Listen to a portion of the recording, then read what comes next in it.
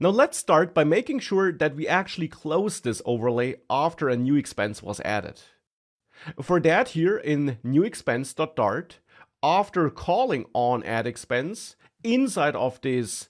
submitExpenseData method still, we can use the good old navigator class, which we saw a couple of times already, and call the pop method and pass the context to it, this context property that's managed by Flutter in this state object here,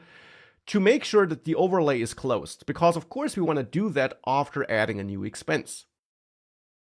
Now, to make sure that this keyboard that opens up doesn't overlap our inputs, we have to go to the place where we open this modal bottom sheet and there set one new parameter,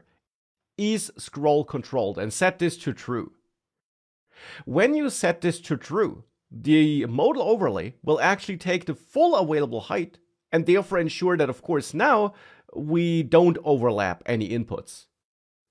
Of course, you can see though that at the moment this also means that some content is obscured by some device features like the camera here. And to make sure that this is not the case, we can go back to the new expense Dart file, and here where we add some padding around our form, we can switch from all to from LTRB, which simply allows us to set different spacings for different directions, left, top, right, and bottom,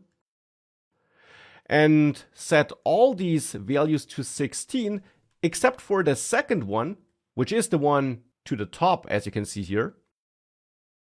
We could set this to 48, which should be enough no matter on which device you are working here. With that, things look good here. So this is now actually how we can make sure that we never obscure anything here.